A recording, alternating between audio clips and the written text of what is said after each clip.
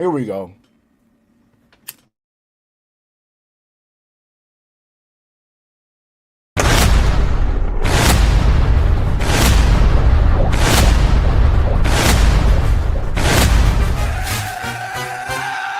Yeah, three-man show. Better stand up. Turn the mic on. Turn the cams up. Max Powers dragging Wildcat in the cut. Three names ring out when it's time to talk tough.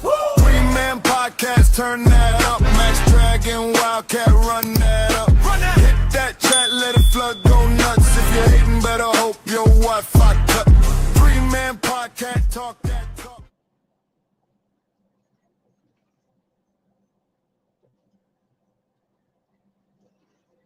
Yeah. Hello?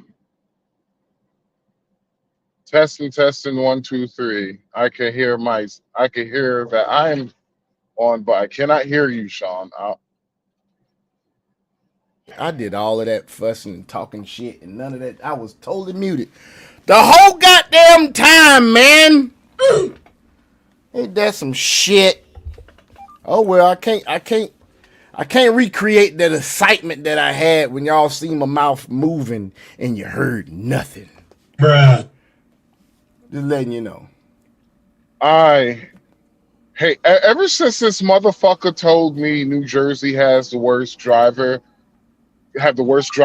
then me and my grandmother told me and my grandma talking, and she was just like, "Oh Lord," I was talking to her, and I was in New Jersey, and she was just like, "Oh my God, you in New Jersey?" She's like, "They got some of the worst fucking drivers out there." I'm like, "Yeah, I don't know, Grandma." Then yeah, they have proven their fucking point. Both of you. Both. Go ahead, man. Go ahead. Give it to him, bro. Fuck it. Just give it to him, man. Shots fired. Like, nigga, that's how. Sometimes I wish I just have like I could have like the brightest beam lights, headlights. I could just switch them bitches on real quick, turn them motherfuckers off, on, off. Like I could blind the whole entire fucking universe when I put them bitches on, nigga. Because I swear to God, some of you motherfuckers cannot use. You know what? Fuck it. I get in the left hand goddamn lane. Since this pussy ass nigga don't know how to get the fuck out the middle lane. God dang. The speed limit is 65, fuck nigga, but you in the fucking middle lane going 55, nigga. Make it make sense, nigga. We might need to have a new segment on the show called Max's response to these stupid ass you on drivers. Your fucking phone, you bitch, nigga. God damn, bro. This is the second, bro. This is the second time I had to deal with this shit in the past the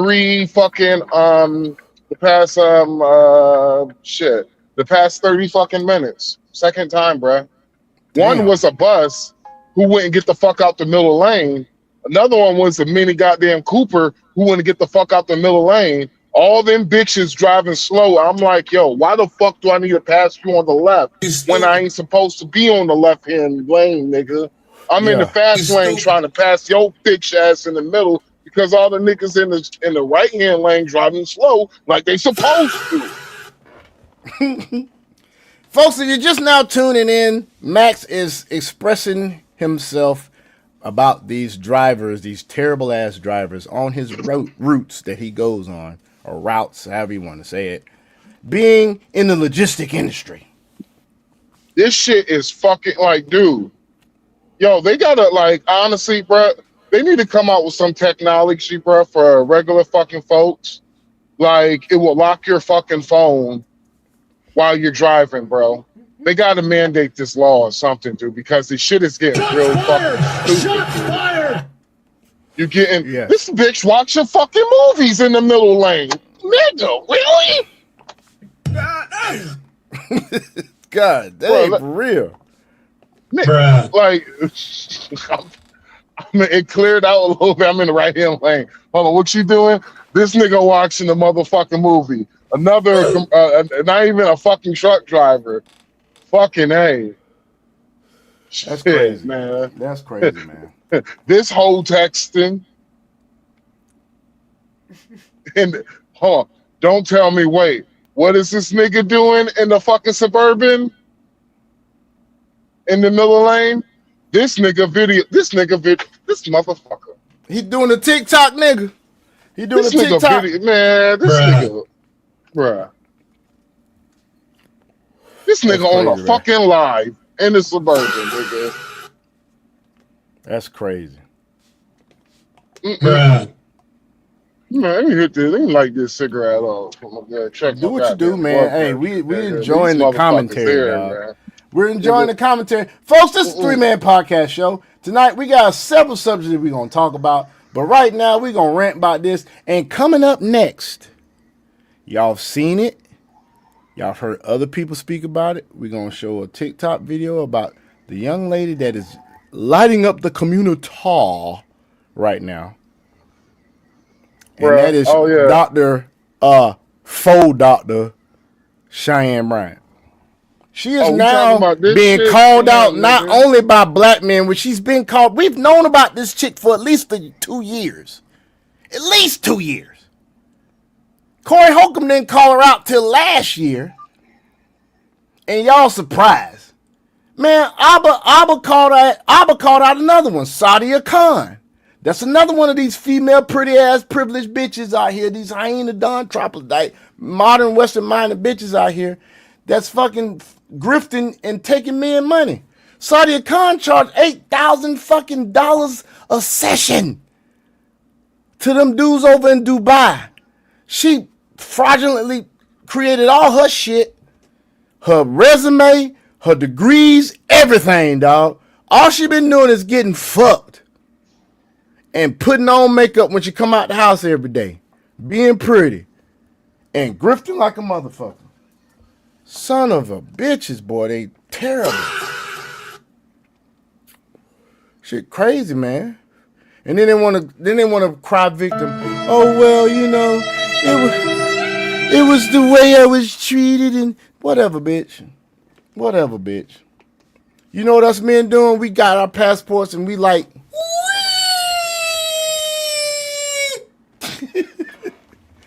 having the time of our lives. I'm planning my next trip. Fuck it. I wasn't gonna go nowhere till like February or spring of next year because I was grinding and doing my thing. But I might go somewhere this summer. I got the damn time already out on my schedule, dog. I just got to damn figure out where I want to go. That's it. But anyway, I'm going back. I'm going home whenever this fucking war is finished. Goddamn Trump, you need to hurry up and end this shit, nigga. He do. Hold on, Trump. You got 3 more do, days, bro. nigga. 3 to 4 more days. Whenever June 1st hit, nigga. I'm gonna tell you like this. I got a feeling he gonna wrap this shit up before 4th of July, dog. Nigga, That's what I think. I think that's what he's gonna do. No. He's gonna do that shit Hell to where I'm not gonna say he's gonna wrap it up on the 4th. I just think he's gonna do that shit before the 4th. And it might be sometime middle of June. He wrapped this shit up so that when they had this big ass dude, I've seen like renderings of this big ass shit they finna have, man, for 250th anniversary. This shit's crazy. Hell no, nigga. If you think if By 4th of July, this nigga better wrap this shit up. Yeah, he better. 4 fucking days. He got 4 fucking days, nigga. The reason why I say he got 4 fucking days, nigga, because fucking truck drivers can't do this shit no more. Like 3 months top for the trucking industry. Yeah, once June 1st hit, fucking y'all up, ain't it? Man, nigga, once June 1st hit, bruh, you talking about niggas, truck drivers about to go on vacation. They just gonna, and that's when you about to start seeing the shit's really gonna start coming into effect and shit. Well, they better do something, man. I mean, I understand why we got into it and all this stuff, but for those of y'all that do watch us, you know, I'm more of a conservative Republican. I think Max is like a libertarian, right?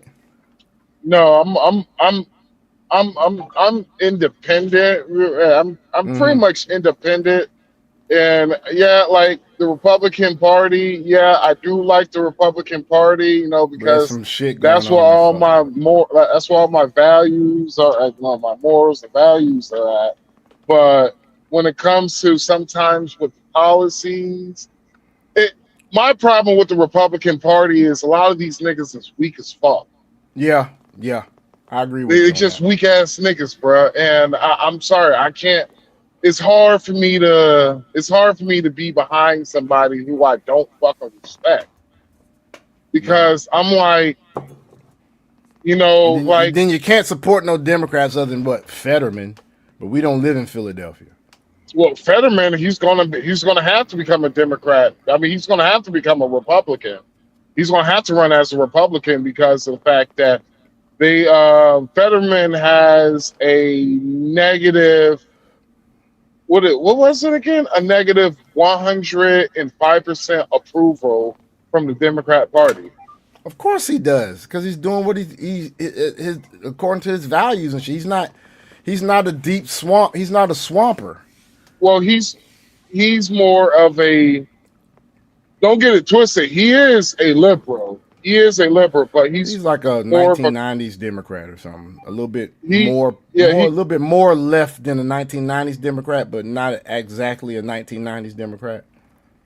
I have to say, in my he's opinion. more of he's a fucking liberal. He's just it's just certain shit he has common sense on. Like when it comes to the Save Act, yeah, he thought it was smart. When it comes to Mm-hmm. protecting the borders, yeah. When it comes to like the whole Iran war, he didn't have a problem with it. It's just because of the fact he there were certain key positions that he backed on the Republican side that makes him completely bad for a Democrat. Yeah. Basically, how it is with the Democratic Party is it is if you do not blindly follow everything the DNC says, then you're pretty much against us. So the far left literally they really don't the far left is the ones that do all they vote on all the polls, they do all the like all the polling and shit, but they really not a group of fucking voters. And so whatever those polls says with the DNC, them motherfuckers is just going to blindly follow that shit. And so, yeah, so Fetterman, he's going to have to either run as a Republican or he's just going to have to retire. He can't run as an independent because he's not going to win. Yeah, he's not. I mean, only problem. You know what I have a problem with when it comes to all this politics and all this shit and voting and shit, right?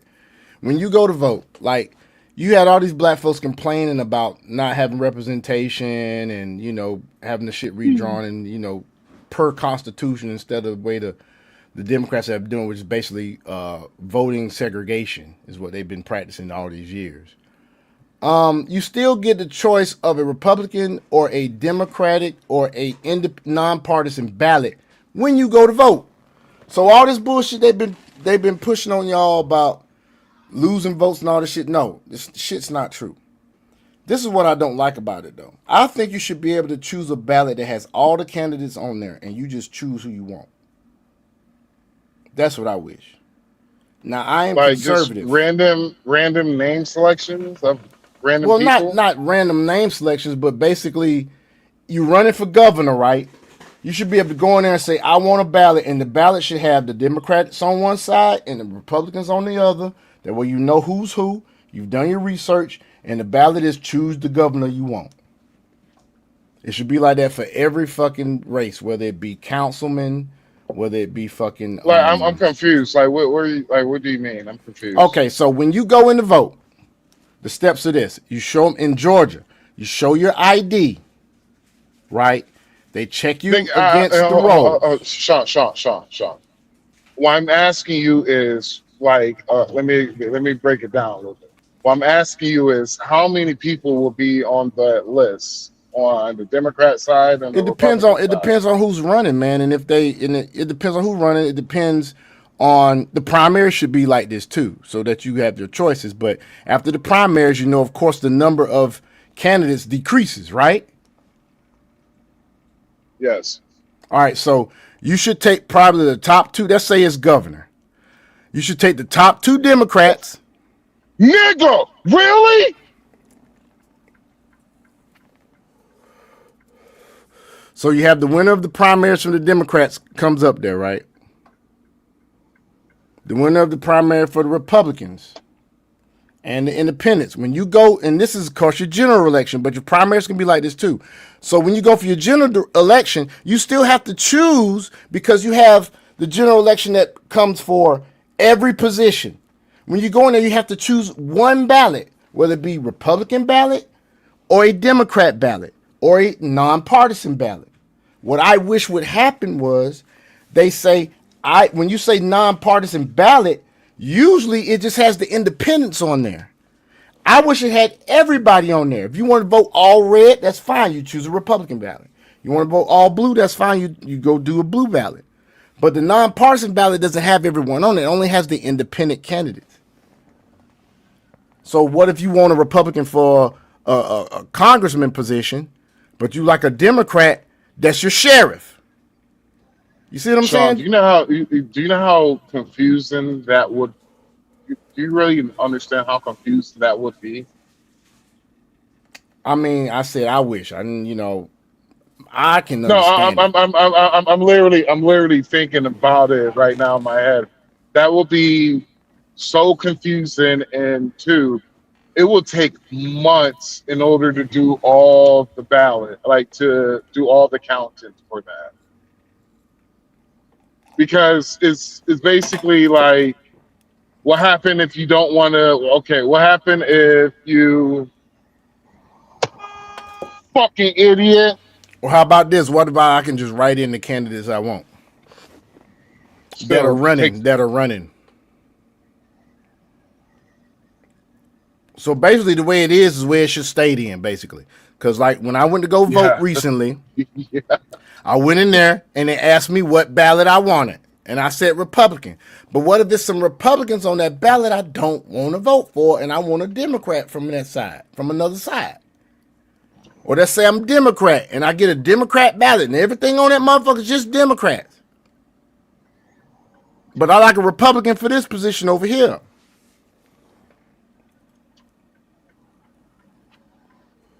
How could that be accomplished? Because that's not how it goes. When I went to go vote, I asked for a Republican ballot.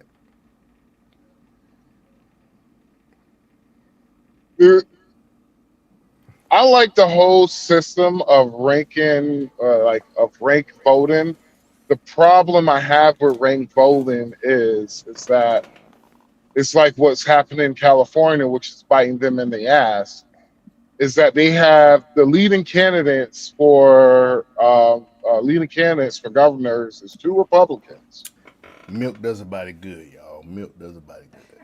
It's two Republicans. Those are the leading candidates, and so I don't have a like. For me, I would say you do rank and file on each party, and whenever you go inside, do voting and shit, you just get a list of the candidates on both sides, and for me, I will take away the R or the D right next to the name. In order for you to vote, you need to know who the fucking person you're voting for. Right. Because some people will just vote and they would just vote for a person just because they're a Republican. Some people will vote for a person just because they're a Democrat. And they should do that.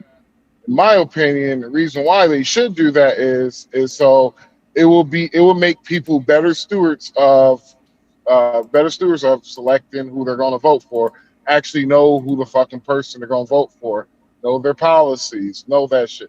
Do you realize this, bro? And this is what I realized when I was on a panel with Angry Man, Trey the Truth Teller, Mm-hmm. E Black TV. Mm-hmm. I don't know if you know some of these dudes' names outside of Some of Angry them. Some of them. Man. Will and shit. And so the problem I had is that these motherfuckers some of these niggas who came on the panel didn't really know anything about politics. And that's the reason why when I remember me and Angry Man, we had a conversation. No, it was me and Will. We have a conversation one time. I was like, bro, I would rather talk politics with white folks. And I was just like, it's not me being like a coon or something, but this is literally me just saying that black folks really don't know what the fuck they're talking about when it comes to politics, nor policy. And what's surprising to me about it is that you complain about what's going on in your community on a daily basis, but I'm like, policies really do affect you, and I'm like, the policies that some of these motherfuckers have really does affect you. I was trying to explain this to one girl. She couldn't understand. I was like, all right, let me break it down to you. Democrats ran on defund the police. And she replied, no, they didn't. I was like, ma'am, I can show you many fucking instances of Democrats saying, defund the police, defund the police. I can show you polls that Democrats have, the Democratic polls that was about defund the police. I'm like, so I can show you this shit just to save us time. Just take what I need. Just take what I say to the head. Don't need to lie to you. I'm telling you the truth. And she was just like, well, I just don't believe anything that anybody tells me without you showing me proof. I was like, ma'am, I am glad that you said that shit. The reason why is that you vote Democrat and they don't show you proof of nothing or none of their fucking policies. I was like, actually, a lot of their policies have harmed the black community more than it has helped. Defund the police.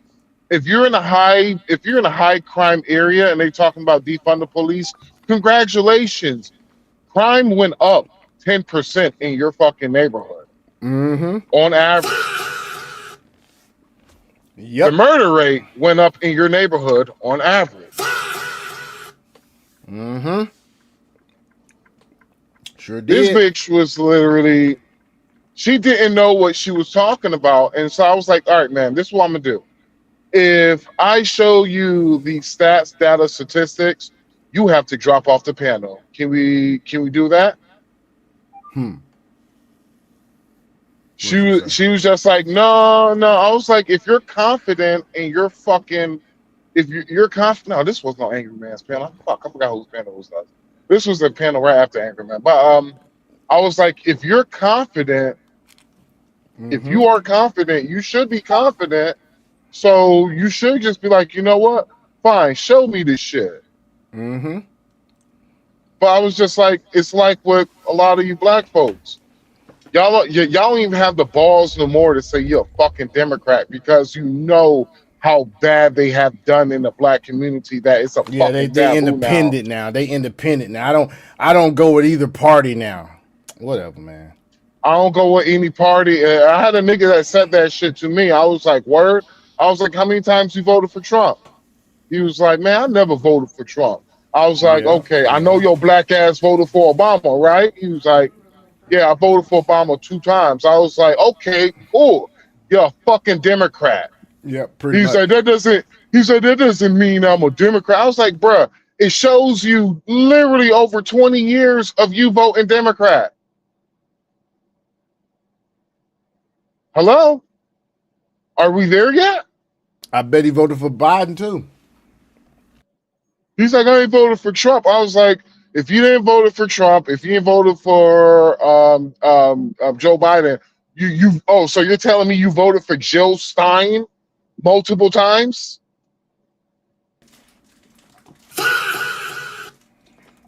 And I was like, nigga, do you know who Jill Stein is? He couldn't tell you, could he? No. Stupid motherfuckers, bruh. Hypocrisy. It's the hypocrisy, bro. Look at this. Look at this. Left election fraud denials crumble as DOJ exposes 2-decade-long California cheating scheme. Let's read a little bit of this. Despite evidence to the contrary, liberal voting activists have spent years minimizing cheating concerns and portraying those who want to investigate such problems as election deniers. But the FBI and the Departments of Justice and Homeland Security are now systematically exposing electoral fraud, from non-citizen voting to ballot box stuffing schemes that are turning the tables in epic fashion. And this is in California, folks. California. But I will say this. People like this give me hope, even though I'm not even thinking the black community is going to wake up. But you have some. So there's this right here. We're seeing how the Democratic Party has profited off of the backs, the votes, and the support of black people this whole time. And for what? We have nothing to show for it. Nothing. So with that being said, black people want you to question everything. Every policy, every stance, every position. Because why? We're not supposed to be used by these people. Everything is not racist. Everything is not to keep you down. And everything is not so you can be a victim. You're smart, you're intelligent, you have a mind. Use it. Don't just go with the crowd just because that's what they're doing. I'm telling you, it's all a setup. But black people are waking up. They're leaving the Democratic Party. And I'm so happy because when someone sits in your face and says, you have no other choice but to vote for me because you're black, you should be offended. And that's an insult to your intelligence. What a freaking concept.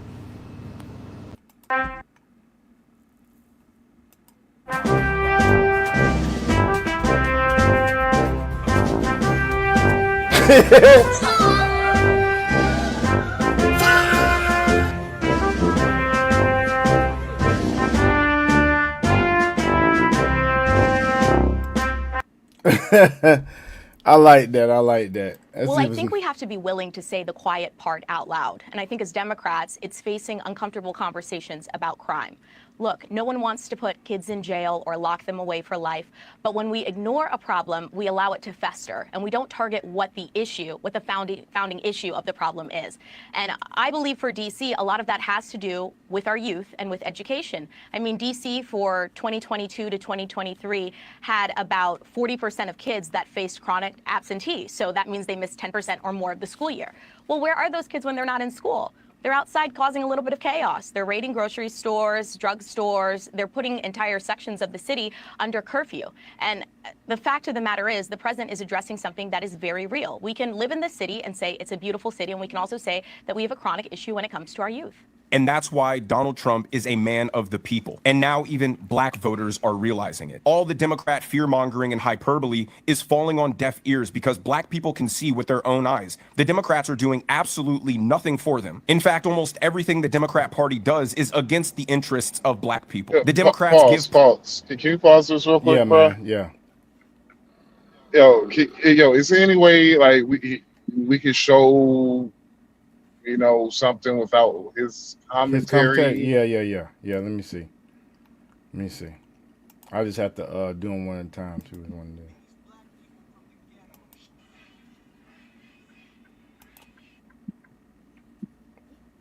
Hold on. What about this right here? And I'll just stop it if anything happens.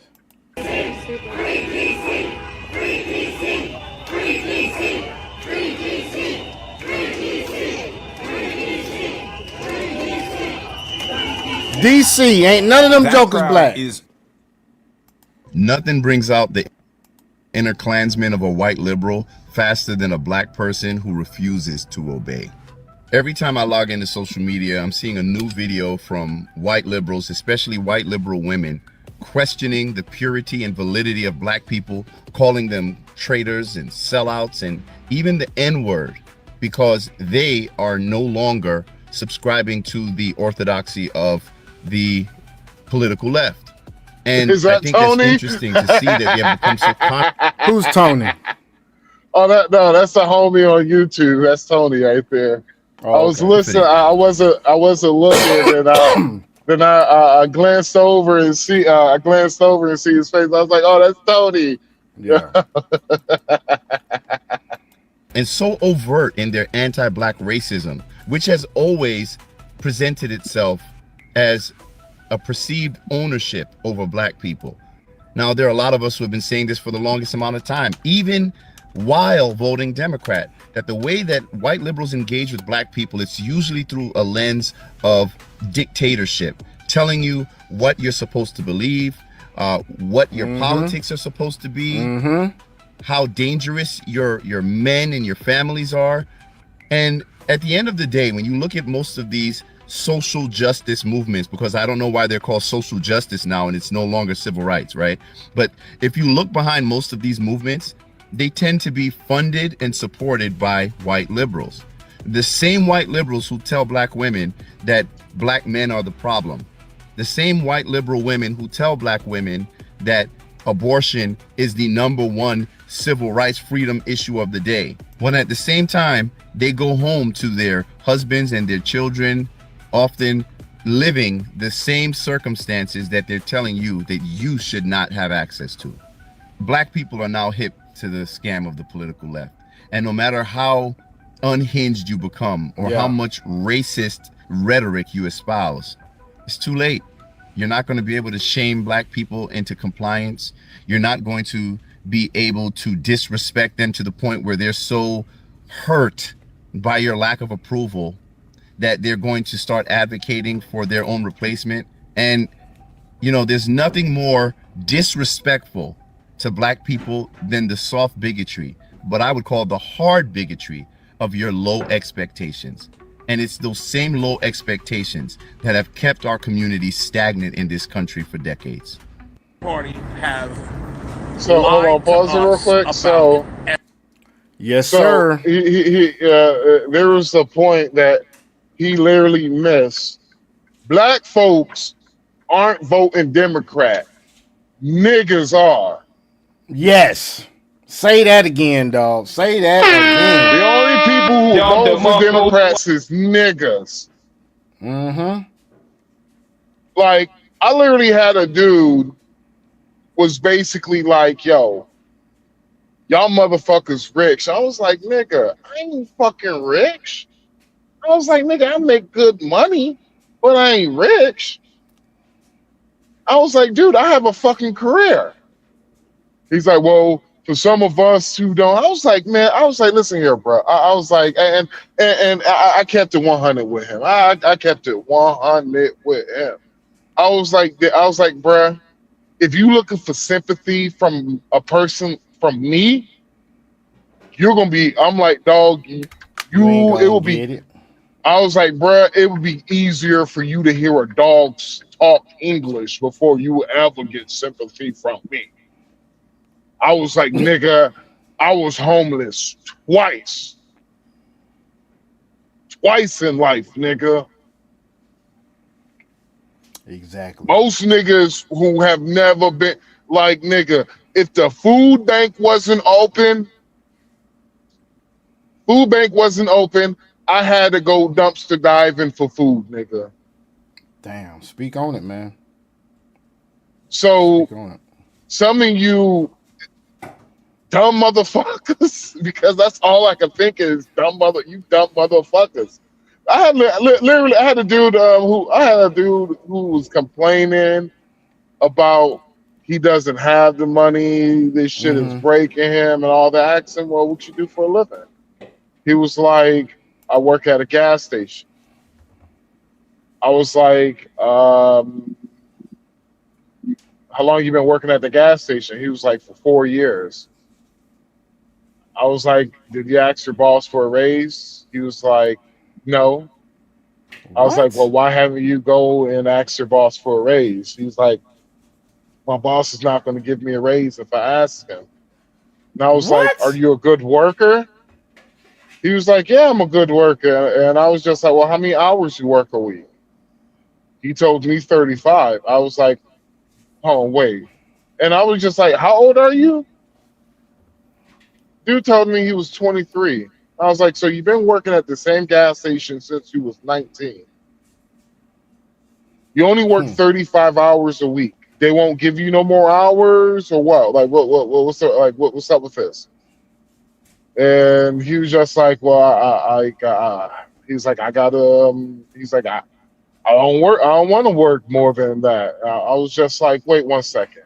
Your bitch ain't complaining that you don't have money, but you refuse to work more, or you refuse to ask your boss for for a raise. I was like, well, what are you doing on the weekends? Do you work weekends? He said no. When was the last time you worked a weekend? He's like, I never work weekends.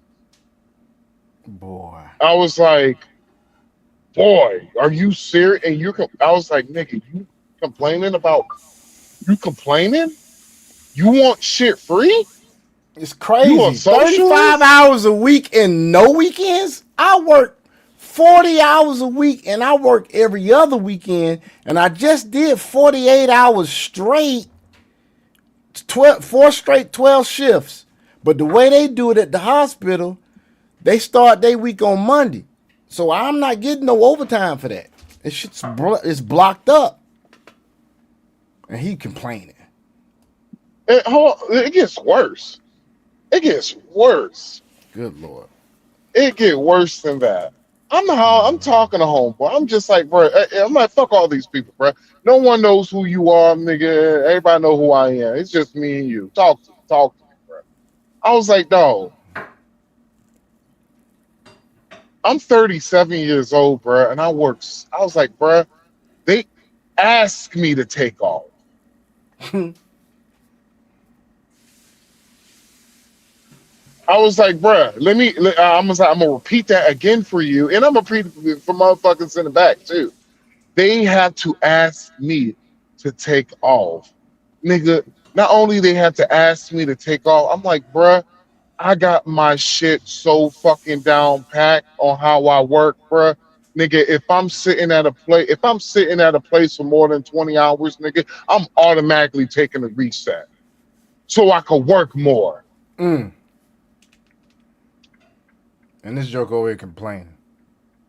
And I was like, dog, I'm like, bruh, you are literally 6 years. I'm like, dog, 6 years. If I had 6 more years, bruh, I'm almost double your age, bruh, and I work more than you.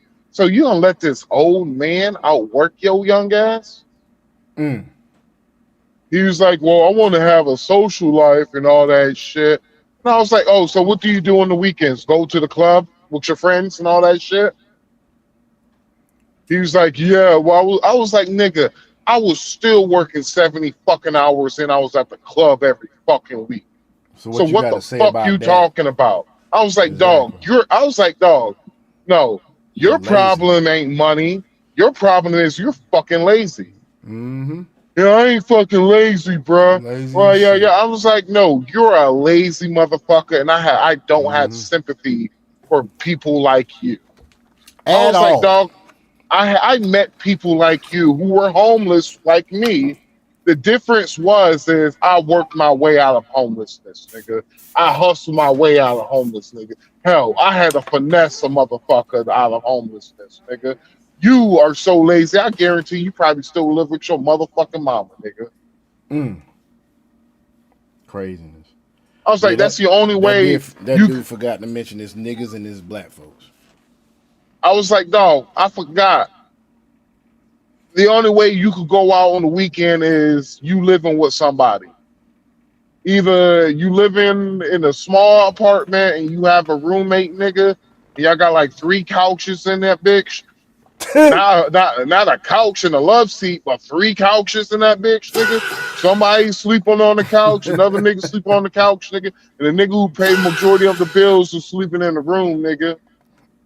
I know how the game goes, nigga. I was a young motherfucker before. I was like, dog, you are fucking lazy, dude. and you want to bitch and complain, I bet you. I was like, bro, I bet you listen. You one of these niggas that listen to a bunch of red pill content is mad at women because you ain't getting no play out here. I'm like, nigga, you deserve to be on the bench, nigga. Pretty much. Nigga, nah, fuck that, nigga. You don't need to be on the bench, nigga. Because if you was on the bench, nigga, you close to being a starter, nigga. I'm like, nah, nigga, you should be in the stands with the other You should be on the fans practice cheering squad. on. No, fuck the practice squad because a nigga from the practice squad could fucking become a starter. I'm like, nigga, you should be on the He on the stand pup list and cheering. Yeah, he You a fan. lazy motherfucker. And so that's the reason why I'm like, see it. You don't. It's hard for it's hard to not sound like a coon or a sellout if you say that about black folks. But there's niggas out here who are just plain fucking, Pretty much lazy. They lazy.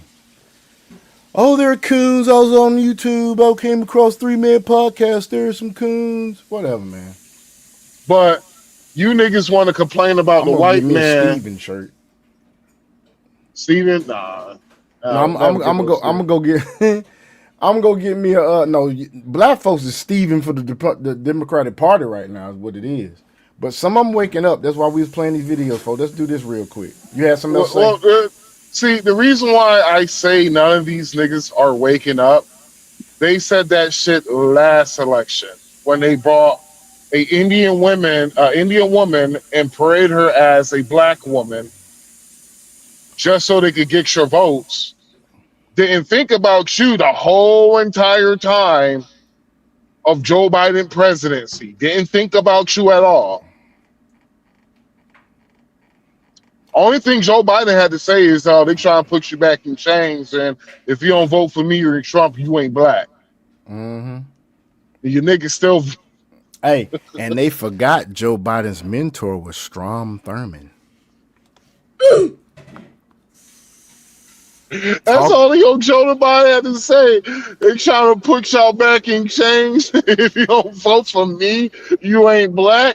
That's all. And they fell for it. Hook, line, and sinker. And okay, so last night we were talking about it was just a small segment, and we was talking about voting habits, and I was just like, it's historic record that black folks will always vote against their own best interests. I was like, shit. Proven, yes, it is. I was like, shit, dude. Been doing it for 90-some years, man. I was like, no. After slavery, there was a motherfucker who was a general in the Union Army. The nigga got shot 6 times. Ran for president. I still didn't vote for him. Craziness, man. And I was like, not only I ain't vote for him, but y'all actually had to vote because I ain't want to go through the numbers, is because I didn't really remember all the numbers at the time. But also, even if I did remember the numbers, it wouldn't make no point for the niggas. But I was just like, shit. What did Joe Biden do for black folks? I was like, you know what he did? He gave y'all the Crown Act. Sure did. The Crown Act. He wrote that joker. I was like, Billy Clinton, that black folks were saying was the first black president because he played a saxophone. All you had to do was play a saxophone to get y'all motherfuckers vote. All he had to do was play saxophone, say he smoked weed. Y'all niggas was like, oh, he's a real nigga. I ain't gonna lie, I used to be one of them. I voted for Clinton. I can hold myself accountable. I was stupid. You know what Clinton did? I was stupid. You know what Clinton did? He locked y'all niggas up. Locked y'all niggas up. And then lied in your faces. Lied in everybody's faces and said, I did not have sexual relations with that woman. No, it's Sean. Hold on, let me take a swig. I got you, Sean. Hold on. Now, listen here, Sean. I did not have sexual relationships with that woman. Only thing I did was got my dick sucked.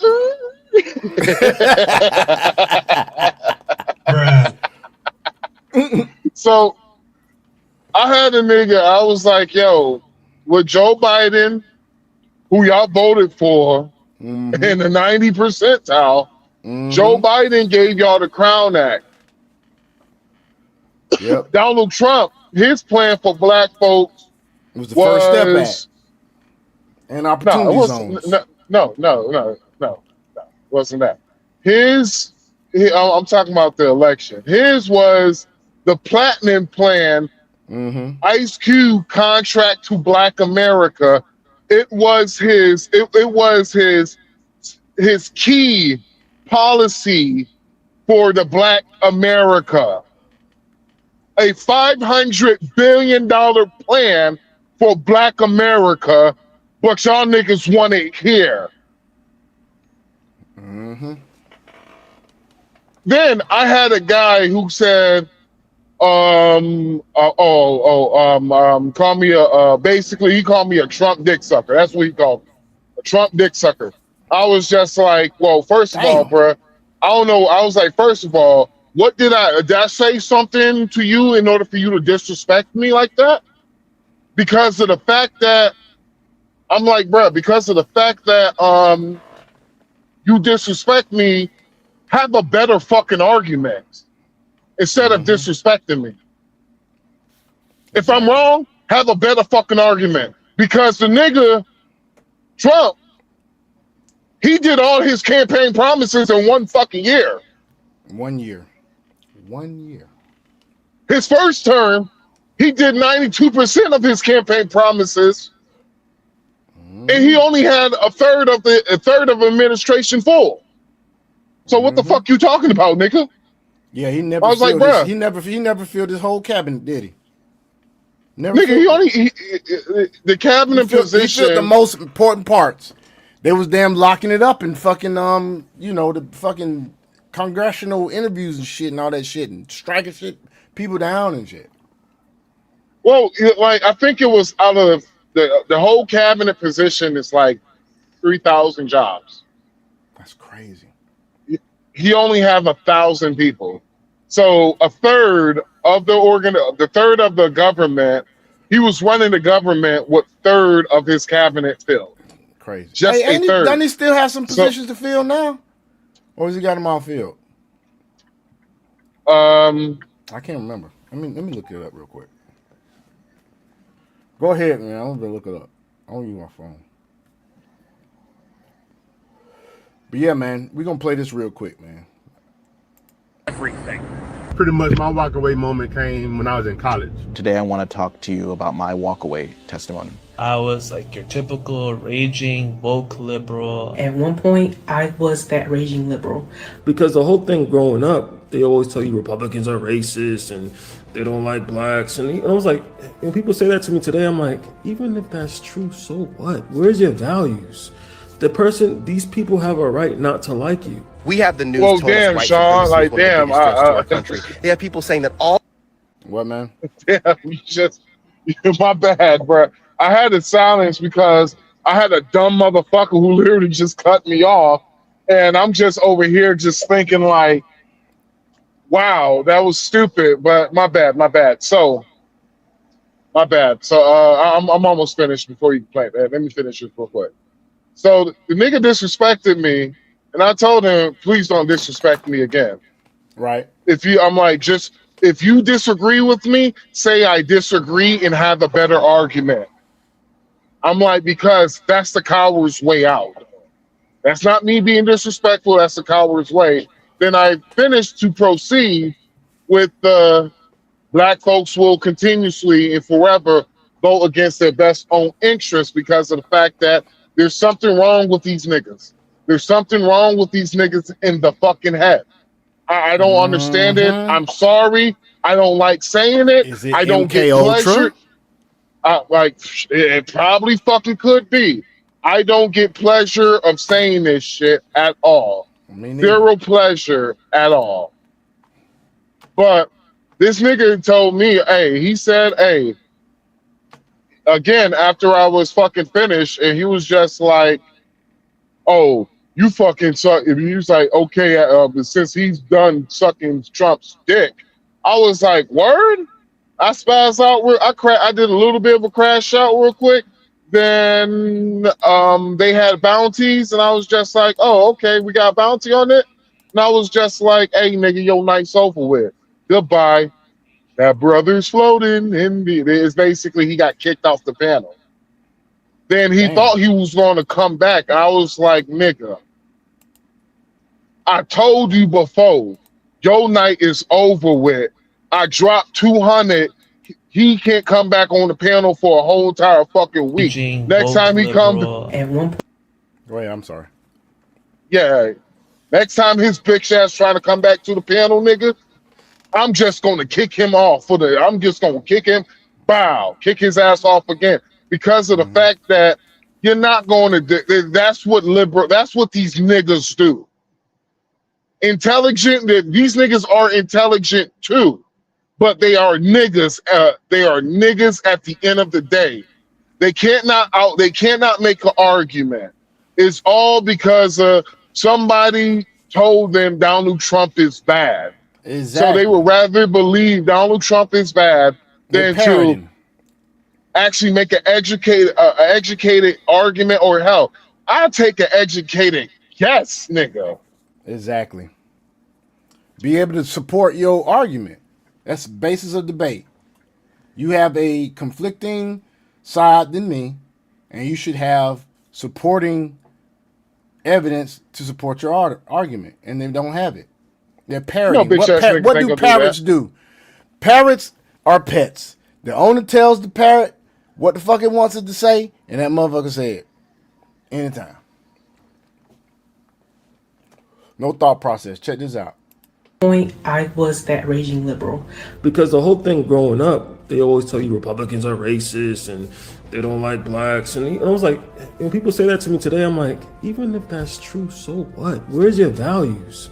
These people have a right not to like you. We have the news telling us white supremacy is one of the biggest threats to our country. They have people saying that all of the violence and the civil unrest and the inflation and everything is conservative Trump fault. It was instilled in me that if you are with any kind of organization or group or anything like that didn't allow you to think, that was not good.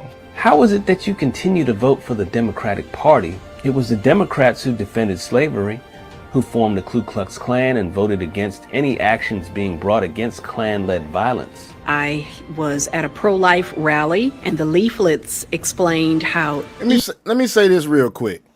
I was having a discussion with one of my frat brothers in DM, and he gonna tell me that the KKK and who the KKK and Supremists support now, they support Republicans. So you gonna tell me what someone else supports is going to make you decide who you support, not what somebody does as the party, but what someone that is not a part of the serving people in that party, they don't hold any positions. You're going to tell me that their opinion on who they support is going to affect who you support. So you saying the KKK and the white supremacists support Republicans now? Well, you know guess why who supports fucking Democrats? Do you know why they say that?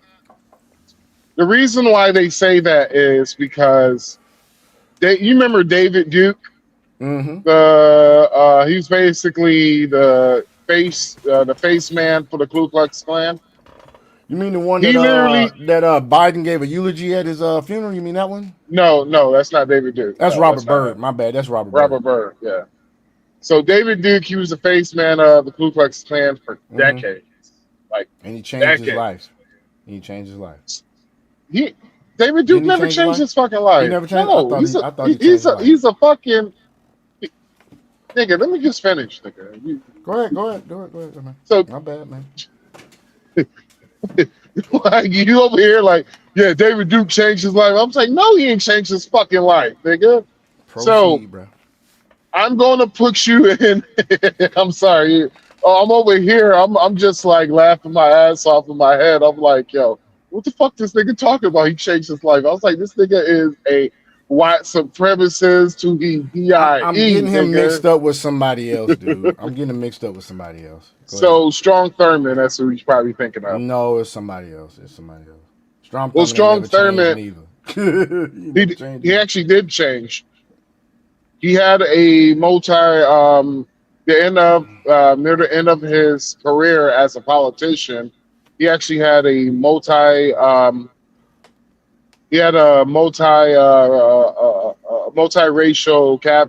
multiracial staff, and he worked with a lot of black folks at the end of his career. What they don't bring up, No, they don't. But shoot, they don't bring that shit up. But that man was in his 90s and scared he was gonna go to hell. In my opinion.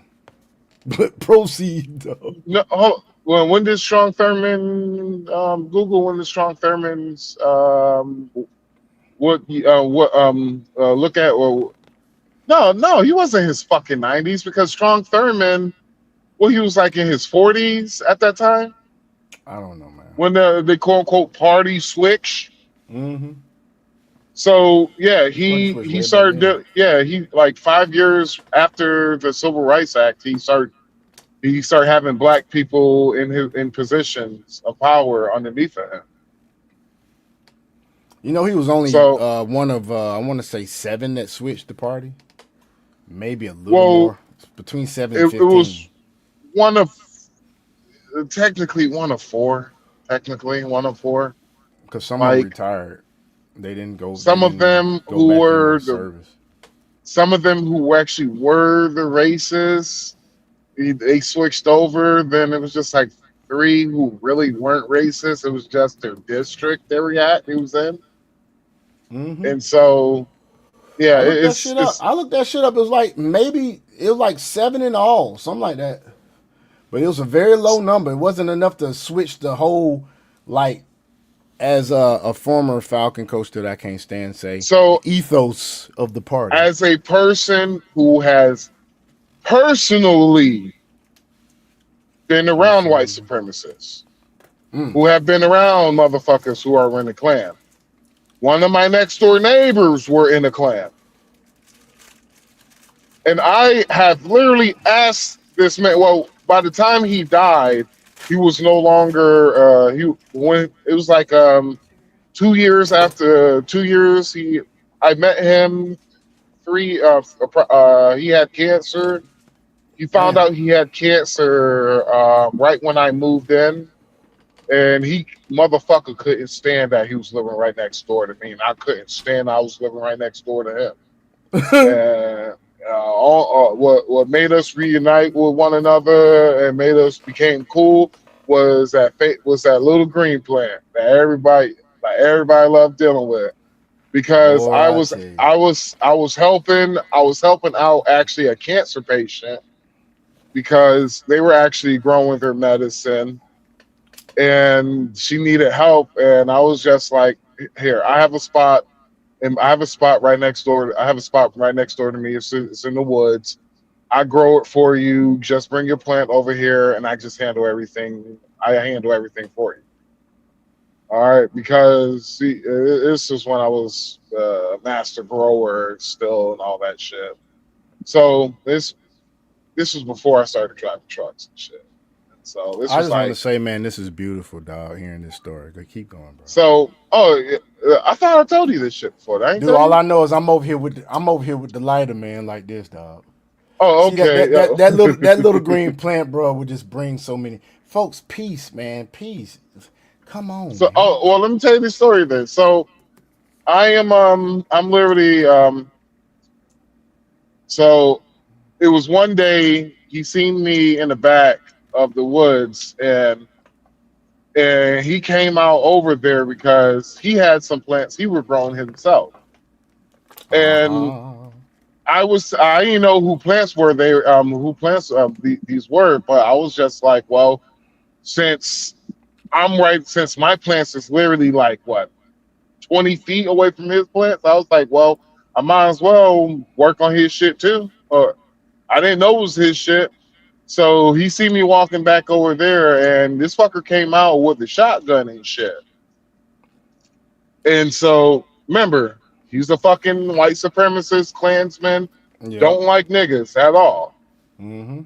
And so he see me walk. Technically, part of it was on his property. Mm-hmm. So he walked back there with a shotgun, and I'm trimming his plants, doing a little bit LST that's low stress training to his plants and all that shit. Mm-hmm. He walked back there. He was like, "Nigger, what the fuck you doing with my holy shit? What the fuck? Oh my god, I didn't know they get that big." I was like, "Oh shit, these y'alls?" He was like, "Yeah." He's like, "What the fuck you been doing to my plants?" I was like, "Dude, I've been taking real good care of your plants, man." I was like, "Shit."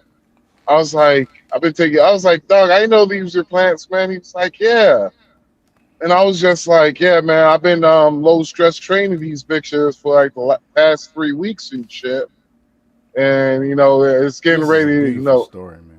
it's getting ready to flower. It's the flowering stage and shit. It's early flowering stage. So his plants got like really fucking big. Like it took about 5 niggas just to harvest his plants. Took about 5 not niggas, but white boys, and it was a bunch of white boys and me. But so me and him, we was talking, and he wanted to know a little bit about like, how did I was able to do that shit. And I was just explaining to him, I was like, well, man, your plants, they want to grow. You just gotta, sometimes you gotta help them out. I was like, so I was like, you do a little bit lows of stress training. You cut down on the bottom of the stands, help out with the airflow and reduce the bugs that want to, attack your plant. And so this motherfucker had 3 plants out there. This nigga got about 15 pounds off the 3 fucking plants. Woof. Yeah. This is for educational purposes only, people. Educational purposes. So. Entertainment purposes. So. Right after it dried, it was we pull in the carrying stage. He didn't know how to do all of that on his own. He said he didn't know how to do all of that shit, and so I was basically helping him do all this shit for him. Okay. And I was coming over his house, and the more I came over his house, the more me and him talk. He got the chance to know me and shit. Then he was asking me, well, when can I start smoking this shit? And I was just like, well, you got about 2 more weeks. You got 2 more weeks, and that's when you could probably start dipping a little bit in it. But he was like, man, I ran out, bro. I need some. I was just like, hold on, I'll be right back. I went over to my house, grabbed the zip, and I was like, here you go, bro. Gave it to him. He was like, oh man, how much do I owe you? I was like, it's free. Don't worry about it. I was like, you're my neighbor. Don't worry about it. Oh, I really appreciate it. And I was just like, all right. So I gave him 2 different. I was like, all right, the one to the left is for the daytime. The one to the right is for the nighttime. Don't get these bitches switched. And he was like, well, which one I could, help with the pain? I was like, both of them will help with the pain. But I was like, the one that's nighttime, that's the motherfucker you ain't gonna feel shit. He was like, whoa, shit. Light up then, brother. I was like, whoa, shit. I was like, oh, how you want to smoke this? And he was like, he's like, I never smoked one of them things that you cover boards like smoking. And I was like, oh, you never smoked a blunt before? He's like, yeah, I would love to smoke a blunt. I was like, man, I got you, bro. I got you. Just can you do me one favor? He was like, yeah. He's like, I got you. What you need? And I was like, don't ever call me a color boy again. Or he's like, don't ever call me a color boy again. Or you're gonna be dealing with another pain. He laughed. He's like, on my side. So I got a chance to know him, and this fucker literally took 2 hits, thanked me for the rest of his life because of the fact that he never felt pain the way he was feeling after that, because that was some good shit he had. I hooked him up with. That was some good nigga. That was some good shit. I say, nigga, it was about 35% THC, nigga. It was Gorilla Glue, Oh, gelato Gorilla mix. Glue, Gorilla It was Glue. a Oh my it was a god. Gorilla Glue. Actually, no, my bad, my bad. Gelato mix. My bad. Wrong. It was Gorilla Glue Granddaddy Perk. It was a crossbreed. It was Right the on. first of its kind. Crossbreed. So the shit, it came out to about 35% THC. Wow. That nigga never felt pain. He was like, he never felt pain again. But we got a chance to know each other, you know, then eventually life got harder for me and I had to move away. So he kept in contact with me. I kept in contact with him. Then, long story short, he called me about 3 weeks before he was passing, and he was like, I want you to come over and see me." And I was like, "You know what? I was like, I don't know if I'm gonna have money to see." I'm like, "I'm back in Georgia." He was like, "I'll send for you. I get you a plane ticket and all that, whatever it Damn. takes. I want to see you." And I was just like, "I got you, bro. I got you. I got you." What I did was I borrowed one of my friend's cars and I drove up there to see his ass and shit. And he gave me $300 just for me taking a trip up there. I was just like, oh. He told me, he was like, I'm not doing good. And I want you to do me a favor.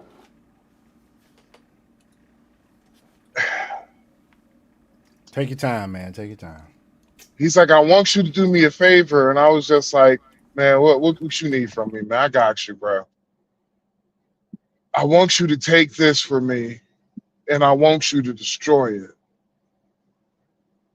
And I'm not going to, I don't have long to live, but can you promise me something? Just one thing." I was like, "Of course, I got you, man. What you need, man? I got you. This is the dying man's last wish, but I want you to, can you come to my funeral?" I was like, "Motherfucker, you want me to come to your funeral for real?" He was like, I was like, "Nigga, no." I was like, "Well, all them racist white folks." He's like, "Yeah, I know it's a hard tell to ask, bro, but I want you to do something for me. I want you to take this robe. Now, I want you to come to my funeral, but I want you to deliver my eulogy for me. Can you give my eulogy?" And I was just like, "Why?" Well, I was like, "Of all the people, why me?" He's like, "Because before I leave this earth,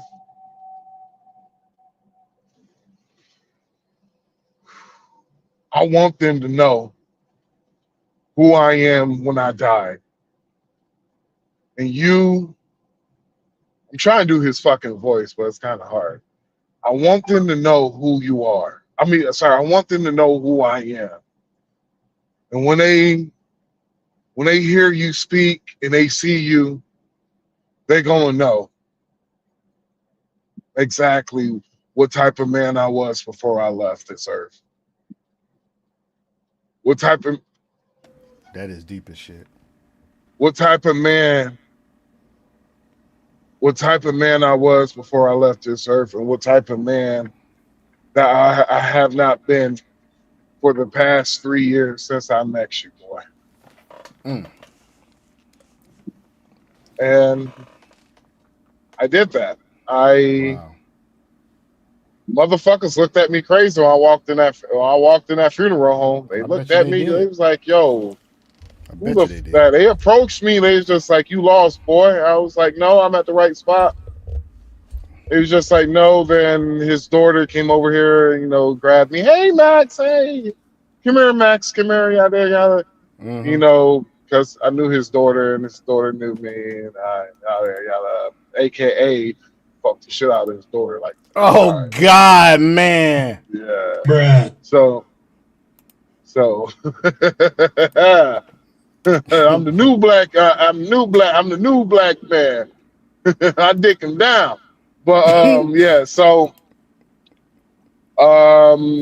it's funny. I never destroyed his robe, but I gave his robe to a museum. To a museum? Yeah. Okay. Yeah, because it's a deep ass story, bro. Well, shit. I wish I was still talking. About my ex fiance could tell you all about that shit. She was just like, yeah, that fucker. She was like, that fucker couldn't stand for the first couple of months. That fucker could not stand me nor her ass because, yeah, because she was black, but you could tell she had was some white white in passing her. or something. Yeah, she was white passing. And he always called her a race traitor.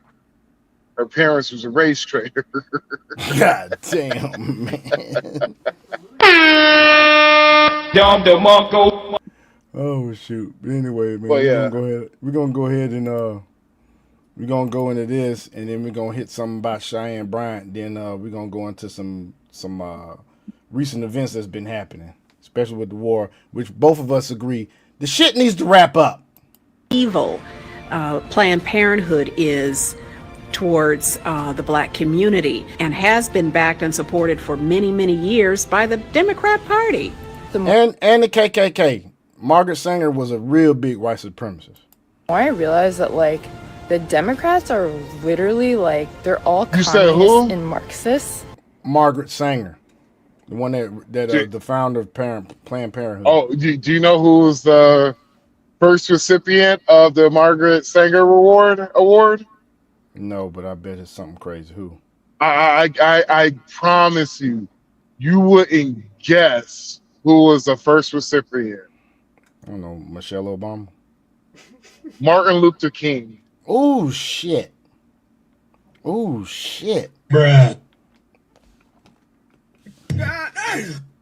That's why when I tell people that they get very upset with me, and when I say fuck Martin Luther King, I don't fuck with him because he was a sellout. When Malcolm X said he was a sellout, he wasn't playing. People thought it was hate, but motherfucker, you find out the truth. God damn it! You know he was a Republican until him and his dad had a falling out. Who? Martin Luther King Jr. He never had political lines. Never had, including his father. His father was a lifelong Republican, dog. If you listen to Chad Jackson, did you ever watch the movie Uncle Tom that I sent you? The documentary? Nah, I didn't watch it, but I did watch. I've watched some clips of Chad Jackson. Yes, I have. Yeah, look at the movie Uncle Tom 1 and 2. Like it's actually a great fucking documentary, bro. I bet you it is. That is the thing that kills me. I was like, dog, how the fuck this shit did not win an award? Because it's a great documentary. Even if you disagree with him, it is still a great documentary. But yeah, I'm reading Martin Luther King Jr.'s best friend's autobiography right now. Yeah. Abernathy, Ralph David Abernathy, he got all the secrets. Then there's did you know that he wasn't even a fucking reverend? Nope, he didn't believe in Jesus Christ either. Yeah, he didn't believe in the Virgin Mary. He didn't believe in the resurrection, basically. And he didn't believe Jesus rose. If I remember correctly, was it Jesus did not rise from the dead? Right. And the walls came tumbling down. Ralph David Abernathy autobiography right here, folks. Yep. Right here. The craziest thing is that is 3 things. Those are the 3 important things in Christianity. If you don't believe in, how can you say you are a Christian? You're right. You're right. You hitting on all cylinders, man. You totally right. And I've always been like a capitalist because I believe in the free market system. And then I found out that Martin Luther King was a Republican. The Republican freed the slaves. A lot of the Democratic policies were about using these people and using minorities to leverage voters, taking whatever their issue is and making it the broader political party's goal to put that on their banner instead of actually doing something to help it, if that makes sense. The Democrats have never thought of blacks as equal. They still don't. They still push forth the false narrative. You can't get IDs. You need lower standards for math tests. You need lower standards to get in schools. You don't. We can make all these things no problem. We don't need any handouts. You got the skill set, you get the job. If you don't, you don't. How they paint Trump out to be something else. It's so evil to me. I watched CNN for 4 years with this Russia, for them to be nothing. Why can't y'all just be unbiased and tell the truth? I wasn't going to accept somebody just telling me something and I'll just blindly believe it. I was taught to fact check, research, and do everything possible that I needed to do to find out the truth. The Democratic Party lied to us all while they brought in millions of illegal immigrants for their own political purposes for the last 4 years. It was the Democrats who imposed segregation, who were against the Civil Rights Act, and it was the Democrats who were responsible for most of, if not all of the lynchings of blacks. Learn to do your own research. I am tired of you guys just running around, I'm a proud American, and then opening your mouth to be spoon-fed information so you can palate it. Because if you ever had to draw your own conclusion or connect your own dots, you would be completely lost and probably dye your hair purple. And I also saw like through my studies that communism, socialism has never worked. I've left the Democrat Party. I will never be back. I do not regret leaving the Democrat Party. I do not regret leaving the Democrat plantation. Walk away from the party that's been working overtime to conceal its racist past and present. Walk away from those who do not consider you to be competent enough to compete with them. Perhaps it's time to walk away. Hey, fucking man. Hey, fucking man. Oh, excuse me. Amen. Sorry, Lord. Sorry about that, Lord. But, man, I tell you, man, that is what I'm talking about. But still, with all that being said, the black community is somebody that will let you down every time. You hear me? So, we'll see what happens, folks, when it comes to the midterms. I can tell you this, though. In Chicago, they serious about flipping red. They got that black... You know she's running for mayor now. You know that woman that you said that looks good, that's Chicago flips red. Her name's Danielle... I think it's Crystal Waters or something like that. Max? I don't know what's going on with Max. But anyway. But yeah, Chicago flips red is serious. You hear me? They already have a black woman running on a Republican ticket for mayor. Brandon Johnson is the Democratic mayor of Chicago, and he has the lowest ratings of any mayor in the history of America at about 6%. It may be less than that by now. But they already had a black woman that won on a Republican ticket in Cook County in Chicago. So all this mess they've been telling y'all about you won't get representation, that's some bull. Yes, Danielle is running for mayor. Dana, she's running for mayor, bruh. Oh, that's what's up. Yeah. Bruh, matter of fact, let me see if I can show you this stuff, man, real quick. I'm going to show you this real quick. Let me bring this down. She gonna be the first mayor with nice abs and ass. I'm trying to tell you, somebody done posted something about Keisha Lance Bottom. I hope she don't win fucking governor. That's when I don't have faith in black folks. When something like that happens. Crystal Lance Bottom, man, Keisha Lance Bottoms. Oh my God, I hope the hell that. Ooh, I gotta mute this because I think I think I gotta mute this because it's not music, but it's look at this, bruh. This is what she posted on Facebook, man. You see this, Max? Okay, yeah, I seen that. That's nice. I don't just lead Chicago, I protect it.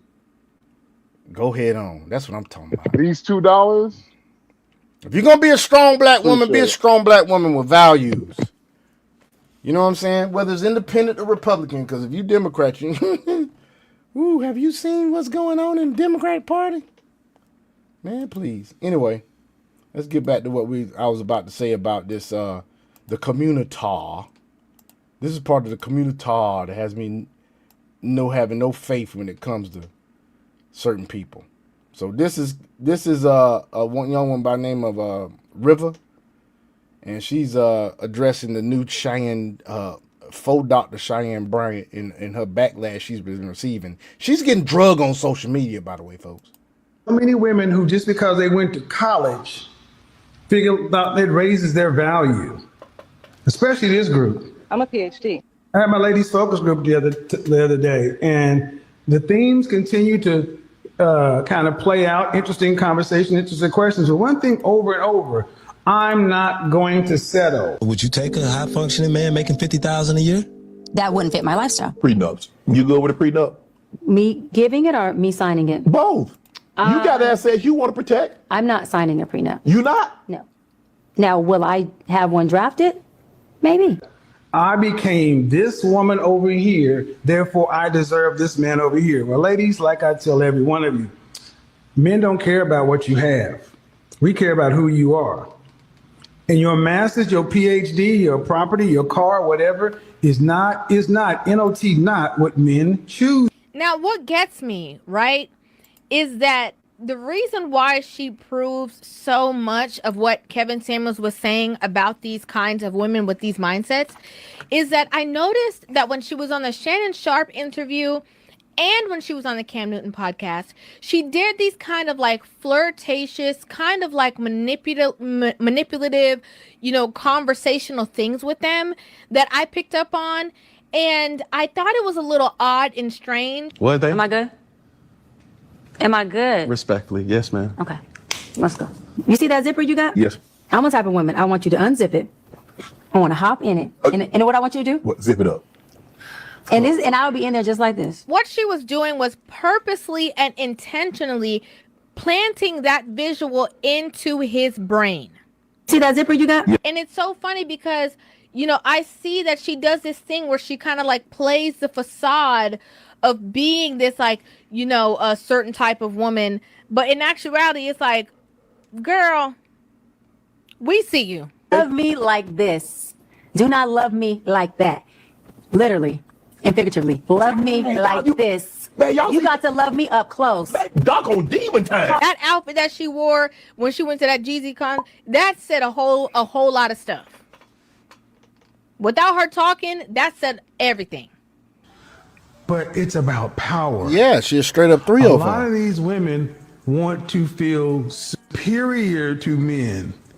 Now, this is an issue in the West to where manhood, masculinity, manhood, that kind of stuff is cheap, but we're supposed to deify women. And every time that she ever got called out for being single or, unmarried while being a, marriage and family therapist, right? According to her, right? Doctor of psychology, marriage and family therapist. After being refused service, the couple entered behind.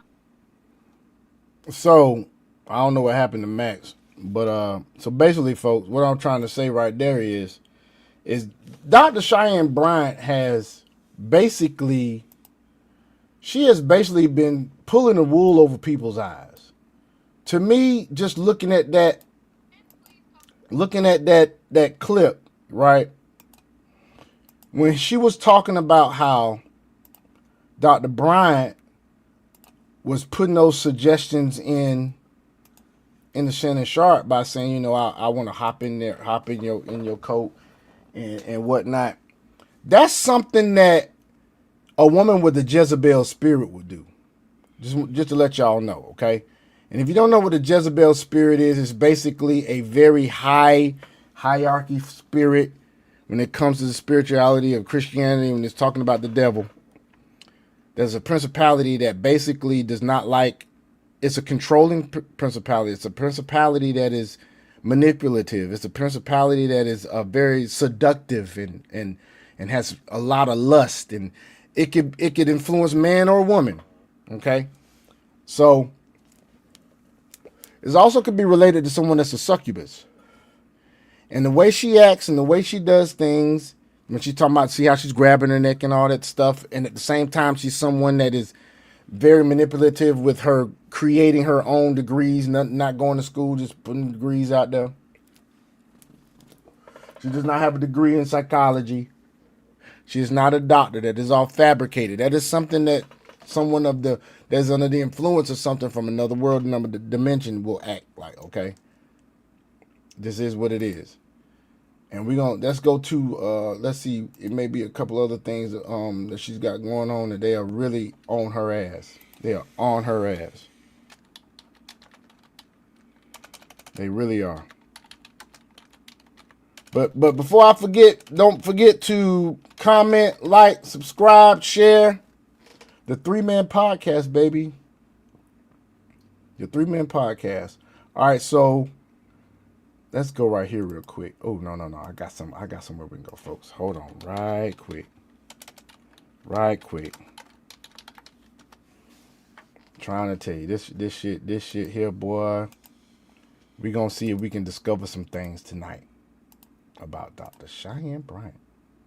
What's this right here? This is from TikTok. I'm be real with you, bro. I'm so tired talking about this bitch. I feel you, bro. Like, no. Argosy University.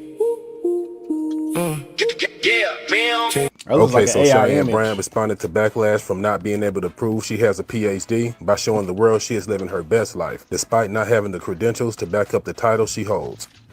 Ain't she a video vixen? Quote unquote, Dr. Cheyenne Bryant just. I don't know, but she is bisexual. Matter of fact. No, she's a former video vixen, bro. Yeah, she a former video vixen. Wow. This on the Instagram as a tribute to the haters. Y'all still talking? That was her caption. And the song she's dancing to right here, Cardi B, Pretty and Petty. Now, if you don't know who that is, let me tell you, quote unquote, Dr. Cheyenne Bryant is very popular on the internet as a self-described life coach. She's been on many different podcasts. She's been on television and a few more places. Now, recently, she's been asked to produce her dissertation, to produce her doctorate. And she says, I don't owe y'all nothing. I'm not going to do nothing. Y'all are mad because I made my own lane and I'm getting money and y'all are not. There's all kind of think pieces, articles, commentary online, YouTube videos, endless, everything about the situation because people are offended. There's even articles like this from Essence that say, here's how to find real support. Now, me personally, I never thought that Cheyenne Bryant was a real doctor. I always saw her as somebody that was an entertainer, somebody that was an internet person, just like me, a podcast guy, a podcast girl. That's the way I saw her. I never took her quote unquote doctorate seriously. I took her doctorate as seriously as Dr. Phil or Dr. Seuss. Not even trying to be funny. I'm just being 100% real. Now, some of y'all taking her seriously. I'm like, why would you? Why would you? This kind of behavior, we saw that from the beginning. This chain right here says Dr. Bryant. Why take someone seriously like this that you met on the podcast for the very first time for any kind of real world advice? If you need real advice, real help, go to a real therapist. Don't. So yeah, we ain't gonna talk about her no more. It's called niggas. That's what it's called. Niggas, you don't have to prove shit to niggas. At all. You don't have to prove a damn thing. Honestly, actually, you know what? What? The reason why people want proof now is because she could treat black women one time. She can do what? She critiqued black women one time. Oh, yeah. And they went digging. One time. They got pissed off when they asked about the dating market. That's when they was started. That's when they started questioning her credentials. She was like, "Black. She's like, I see a more good black men than black women out here now." When she did that shit, that's when all this shit came brewing. Damn. Can't make this shit up. No, you can't. So basically, what you saying is they got pissed at her, so they started digging. No, they got pissed at her, then they started questioning her credentials. That's what I'm saying. Yep. Same thing with Dr. Umar Johnson. Shit crazy, ain't it? Because remember, Bryant was coming after black men hard. She was talking mad shit. Brothers didn't pay her no mind. Brothers was just like, she ain't no real fucking doctor anyway. We ain't need to see proof in order for her to in order for us to say she ain't a real fucking doctor. Black women didn't give a fuck about that. As long as she was talking shit about black men. Everything was gravy, everything was good, the champagne was flowing, all that shit. Then she said, I meet more black women. I meet more black men out here in the data market than I meet black women. Black women, y'all have became a problem. Oh my God. She said that. Girl, we gotta question her credentials now. Yep. Can't make this shit up. No, you can't. Damn shame. Damn shame. It is, bro. It's crazy as hell, man. Some of these people out here, boy, I tell you. That's why I don't have no faith on. I don't have no faith on, hope for them, man, at all. I really don't. Let's check this out. I don't know what the hell this is. Hold on, man. This is a damn commercial. Hold on. I don't know what the hell this is, man. This our boy Brandon Jamal though. Your ass for 12 hours straight in a gas station all by yourself just to get fired on your day off. Mind you, they called me and just told me they're hiring somebody else. They gonna call me if they need me. Imagine having 2.2 million followers on TikTok and then crying about getting fired from a gas station. Imagine working at a gas station. Imagine working at a gas station, getting fired from the gas station and not being like, damn, I can just go get hired at another gas station because I work at a fucking gas station. More importantly, imagine pulling out your phone, crying into your front camera with them big ass eyelashes on because you got fired from a fucking gas station. Imagine busting your ass for 12 hours straight in a gas station all by your. Boy, I tell you, some folk out here, boy. Let me take that down. Oh shit. Another thing, man, is going on, man. In this country. It's just how stupid people can be, man. Watch this shit right here, man. Look at this shit. Look at Whoopi Gold turds and the rest of these mindless women. Y'all make women look bad. Y'all make you look like y'all don't have a brain. Why can't y'all have common sense on this show? What an honor, what a privilege it is to be here. And with If y'all don't know this, a young man that's in the NFL went up there at either Trump rally or something for President Trump. Can't remember what the dang event was. They gonna start bad talking this dude. Can I tell you what it is? What? Well, go ahead. So it's the quarterback of the New York Giants, Jackson Dart. He introduced Trump at a he introduced Trump at a rally, political rally that they was having in New York. Yep. It became a big thing because his the first round pick of that year, the same year he got drafted, Abdul Carter sent out a text on not a text. He tweeted, "You can't be serious," because of the fact that Abdul Carter is he's a known progressive he's a progressive. Yeah. He's Muslim and he's a progressive. So the problem is that they're trying to make it seem that Jackson Dart, he's completely MAGA, lost his mind, all that shit. They're trying to basically cancel Jackson Dart just because he introduced Trump at a political rally. Yep. They stupid. Yeah. Without further ado, I'm grateful, I'm honored, I'm pleasured to introduce the 45th and 47th President of the United States of America, President Donald J. Trump. I want to thank Jackson Dart. This is going to be a future Hall of Famer in my book. Thank you.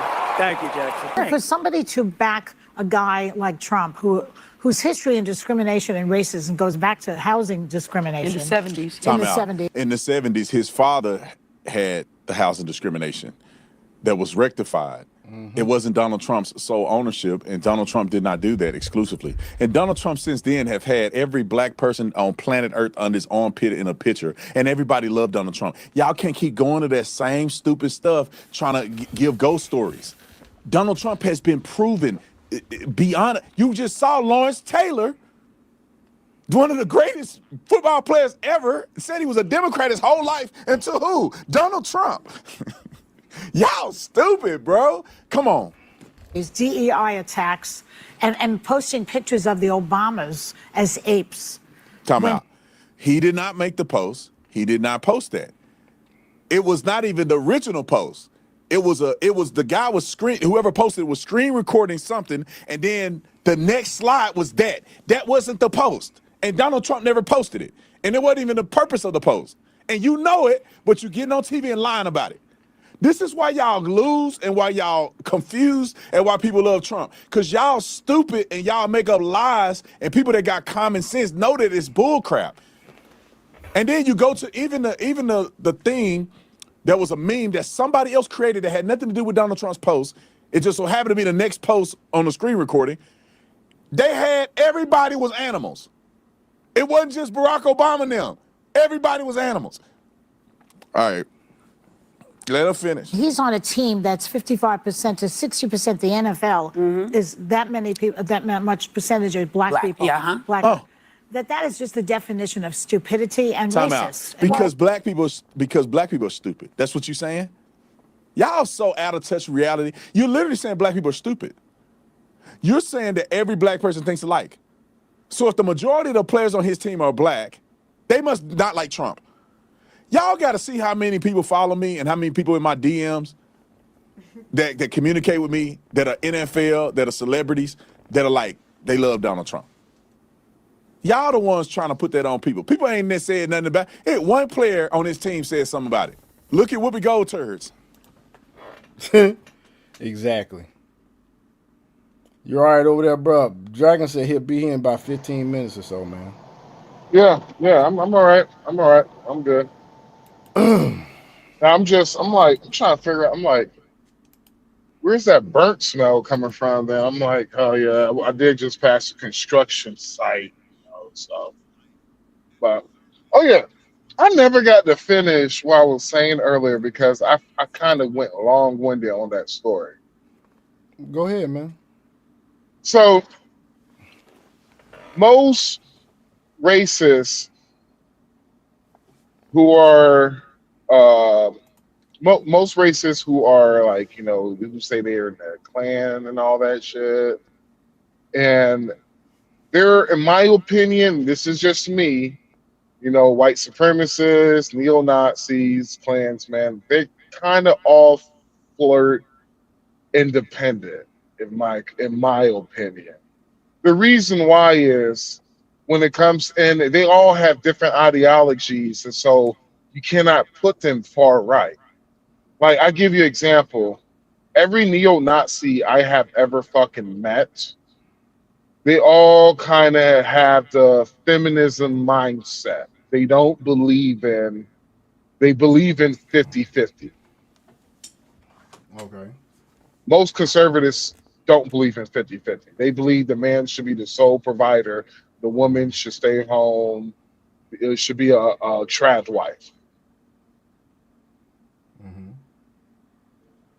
Now, when it comes to the Klan, they have when it comes, they have hard Christian morals, but the ones I'm going, this is anecdotal evidence, this is not all, but the ones that I have met, they kind of floated on the Democratic side because they felt like the Democrats are doing more to destroy their enemies.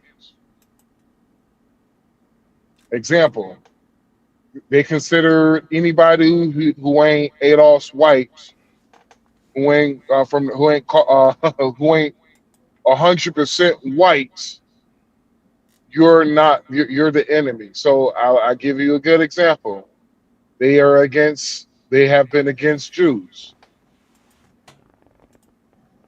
Which side would you consider to be the ones that is not so kind towards Jews?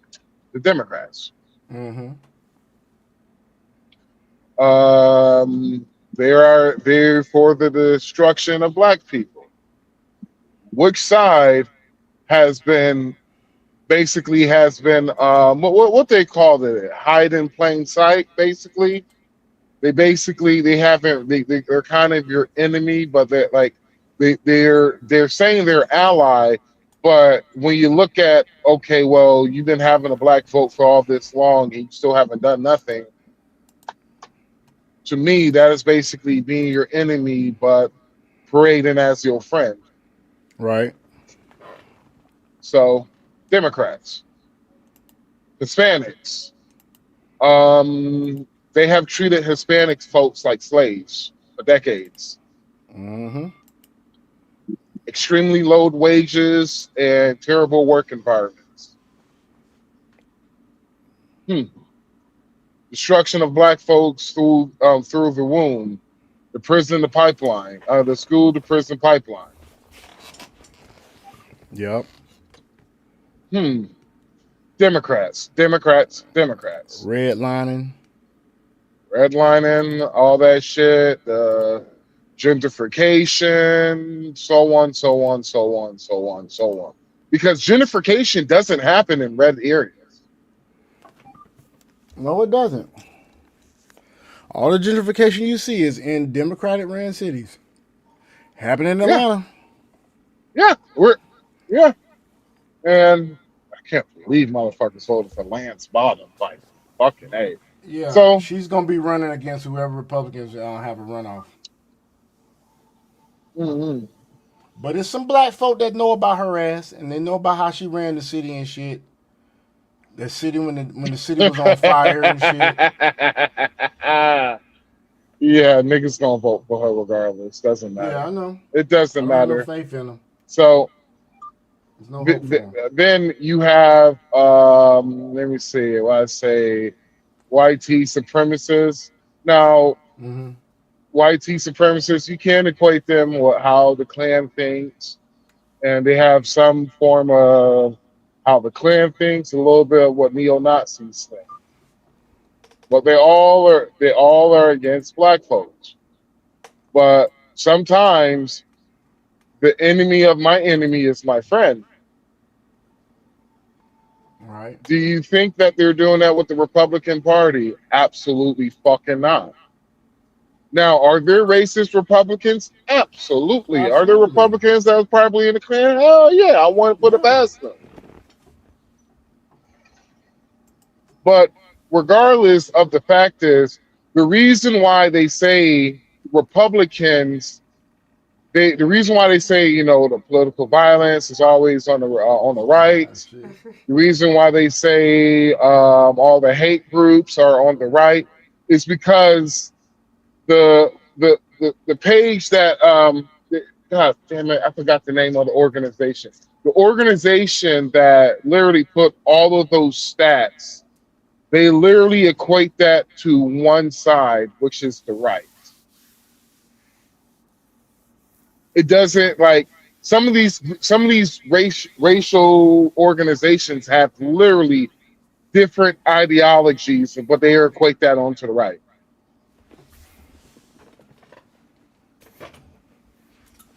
Because I have not met one person who has been a quote unquote neo-Nazi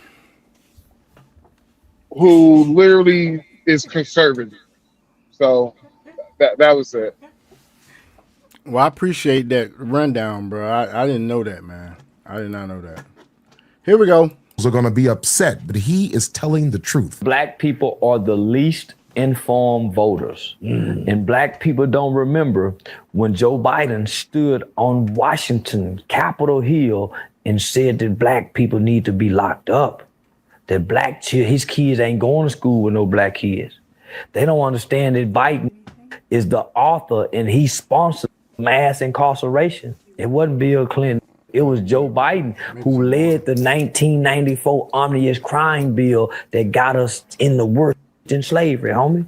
Black people forgot that he came to America and said that there are black children who are going to be super predators. And they forgot that. A lot of liberals are going to be upset. Yeah, man. They forgot that. What's up, Dragon? What's going on, man? Doing good. Had some stuff that I had to take care of. Like, what's good, bro? I'm excited right about now, but I'll talk about that later. You talking about XLM? I'm talking about the DTCC utilizing XLM, XRP, HBAR, and Canton coin. Yes, sir. Okay. Well, you want to go ahead and get into that? Shit, I can go ahead and jump into that real quick if you like. Go ahead, man.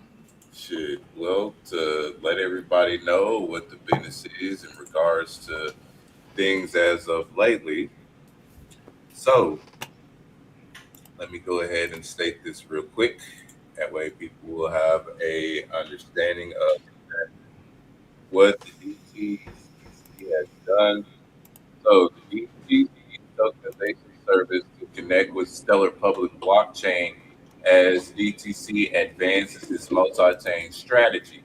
So as of today, the Depository Trust and Clearing Corporation, DTCC, hey, mute up, big bro.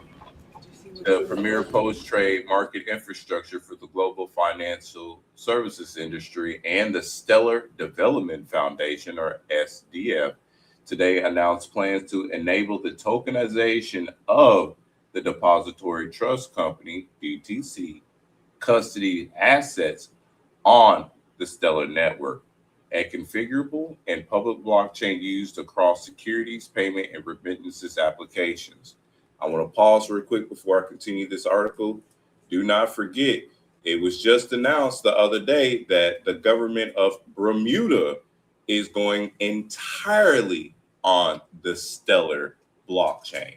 So not only do you have the Depository Trust Commission, you have an entire country's government going on to the Stellar blockchain as well, too.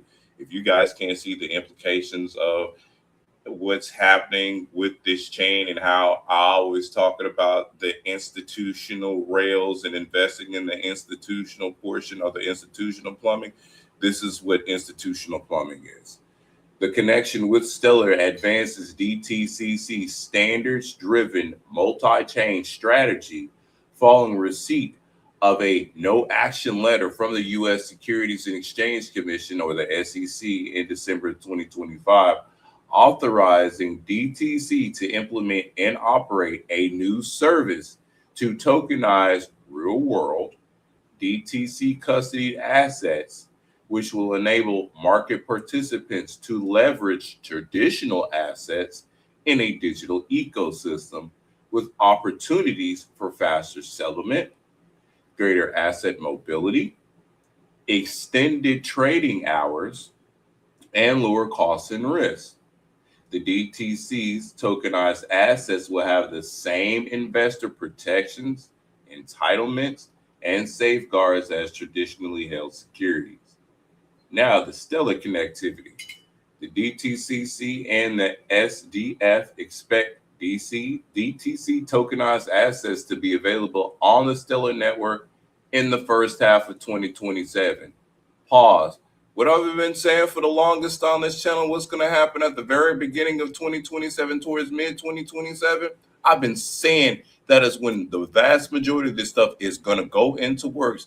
And here we do. We have an article from the DTCC itself indicating that. Also, do not forget, here on this magnificent channel, we have been advising that your Fortune 500 companies, or your top asset management group, hedge funds managers that manage anywhere from $501 billion up to $2.1 trillion assets under management, they will have if not already accumulating, will have amassed the vast majority of these cryptocurrencies by December, so that way they can offer these services by 2027. Now you have this writing here, right here, that backs up everything of what I've been telling you, literally. So let me go ahead and finish up real quick. This collaboration represents another step forward in the DTCC's effort to build an open, interoperable digital infrastructure. There's that word again, infrastructure, that bridges traditional and digital markets, said Frank La Sala, President and Chief Executive Officer of the DTCC. We are committed to expanding opportunities for market participants to utilize tokenized assets to access deeper liquidity, achieve greater efficiency, and increase transparency on a public blockchain, while retaining the same investor protections and safeguard participants use today for traditionally held assets at DTC. Tokenization can enable new levels of transaction and capital efficiency, observability, and collateral mobility, as well as support extended trading hours. They're wanting to get in them extended trading hours because, you know, crypto trades 24/7. Your old stocks and other stuff, they have a limit on when they can trade, and they be losing out money on that. So why else do you think that they're making a digital twin so that way they can have 24/7 trading, have the extra liquidity, and then basically have your old stuff of which you're able to trade on a new digitized area. So that's double dipping, if you know what I mean. Anyway, the DTCC is the backbone of global capital markets, and integrating their tokenization service with Stellar connects public blockchain networks to regulated market infrastructure. Let me repeat that one more time. The DTCC is the backbone of global capital markets, and integrating their tokenization services with Stellar connects public blockchain networks to regulated market infrastructure. So basically, the backbone of global capital markets is linking up with Stellar. If you do not see how huge this is, I don't know what else to tell you. Stellar's proven compliance-minded architecture, open infrastructure, and risk management capabilities are aligned with market demands and expectations. Our network was built for this moment. We have always believed that blockchain's utility for finance is to be the rail that institutional grade markets can depend on. Look, hot shit. Hold on a second. The same shit that I've been fucking saying is the same shit that they saying in this motherfucking article. Hold up. I've got to read that one more time. I'm sorry. Stellar's proven compliance-minded architecture, open infrastructure, and risk management capabilities are aligned with market demands and expectations. Our network was built for this moment. We have always believed that blockchain's utility for finance is to be the rail that institutional grade markets can depend on. This is your institutional plumber. This is it.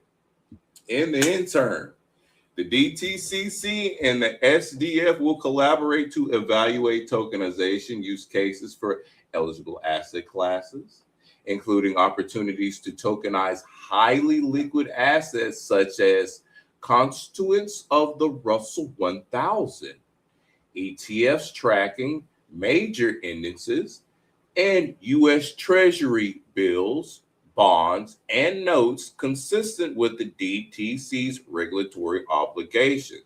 I kept telling y'all that Stellar, HBAR, XRP, and a couple of other ones are all going to be a part of this real world asset chain. And we already know that U.S. Treasury bills, bonds, and notes, commodities are all a part of that. So the DTCC is focused on unlocking opportunities to drive tokenization safely, fairly, and at scale to help market participants improve capital efficiency, liquidity, and resilience across global markets within a trusted, regulated framework. said Brian Steele, DTCC Managing Director, President of Clearing and Security Services. We are leveraging our 50 plus years of expertise in clearing and settlement to galvanize the industry and foster collaboration across a wide cross-section of market players to enable tokenization of real-world assets. I just said that a minute ago. We're developing and expanding the Web3 ecosystem by creating a truly interoperable tokenization service to connect traditional market liquidity with digital rails, said Nadine Chakar, DTCC Managing Director, Global Head of DTCC Digital Assets. Stellar's proven track record with institutional assets on-chain is an important factor in our evaluation of blockchain networks. This emphasis on compliance, transaction throughput, and low-cost operations meets our rigorous standards and will help ensure we are ready for growth.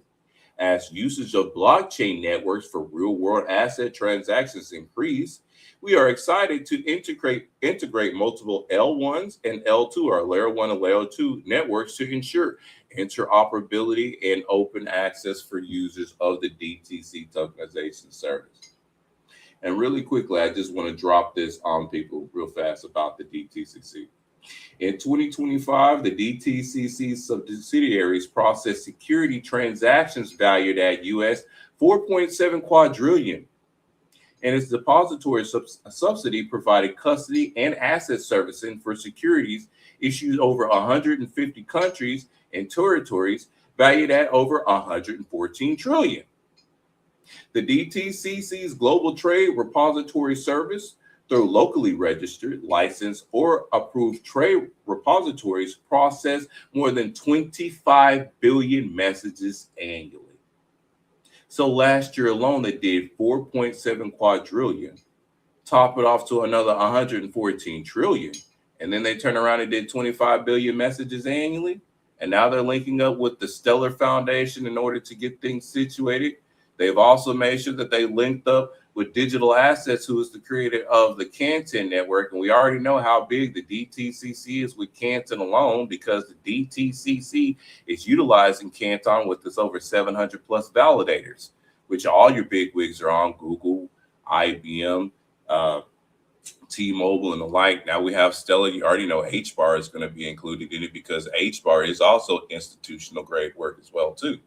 So not financial advice, folks, but just got to tell you, we've been telling y'all here on this magnificent channel where the institutions are placing their money, where they're looking at, even the chains of what they're looking into, so that way you can do your due diligence to do what you need to do in your financial area, so that way you will own a piece of this infrastructure. You will own a piece of what is to come.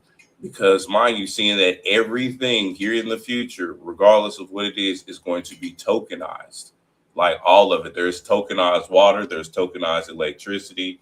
The only thing that they haven't been able to tokenize yet is air. Yet. Keyword yet. You can still, now mind you, here's the thing about air. You can go buy air, right? What makes you think they won't tokenize it? If you can legitimately go buy air right now, what makes you think they won't tokenize air? So you need to factor that in, seriously. And when I say everything will be tokenized, legitimately, everything will be fucking tokenized. They've already got things in the work with that right now. All that stuff's happening. So like I said, not financial advice, but me and my people are paying attention to where things are going and who's linking up with who and where we need to get it to. Because remind you folks, this is a brand new asset class. Brand fucking new. Brand new. So much brand new to where all your governments, literally your world governments, are all hopping on board about this. Like, don't forget, like, I'm gonna say this real quick, because North America alone is mainly looking at like Bitcoin, ETH, Solana, of course, Stellar, XRP, HBAR, and the like. I mean, you also have Bermuda that's on Stellar. You have Brazil that's on the direct system, which is CBDCs. You have Argentina, which is open for any crypto. You have Colombia, which is building their CBDCs on the Cosmos chain. You have EU that's coming up with the EBSI, which is their own version of the DTCC. In Luxembourg, in Europe, you have them on the DLT system. Asia, Japan, XRP all the way. China is on their own permission blockchain and what they're building up for their own CBDCs. South Korea is public. They're unspecified in regards to what they're using, but they mainly are on HBAR and on Stellar blockchain. Hell, in the Philippines, they're on Polygon and Hedera system. In Vietnam, they're on NDA chain. And then Australia is on Hedera and XRPL system, let alone. So you literally have multiple regions on Hedera alone, which is Australia, Asia, over here, United States, and portions of the EU. That's Hedera. Stellar is over here, United States, the Bermuda, and a couple of other areas over there with Southeast Asia as well too. XRP is global. XRP is in the UAE, the United States, over there in Australia, over there in Southeast Asia. And that's literally all over the place. All of these are institutional rails that all your institutions are getting into. And this is legitimately the region, the country, and those blockchains of all of what they're on. And they're live right now as we speak. All of them are going into the works. So, like I said, not financial advice, but while you have the opportunity to get some of these assets pennies on a dollar, just like how you were with Google, Tesla, Apple, Nvidia, all these other ones before they blew up. And then do not forget that inside of your Nvidia chips, for the people that are invested in Nvidia, inside of your Nvidia chips come with HBAR technology, because HBAR is integrated with Nvidia. So as Nvidia grows, that's going to make HBAR grows. As HBAR grows, that's going to make Nvidia grow in the back end. Because seeing that Nvidia is tied into these AI chips of what they're putting in there, how do you not see where that all is linked up to? So if HBAR is linked up with Nvidia, and if Nvidia is linked up to these AI data centers that's coming along, I'm gonna leave it right there for you. That's what I got for y'all today in the crypto news. Thank y'all for listening. Hope y'all catch it.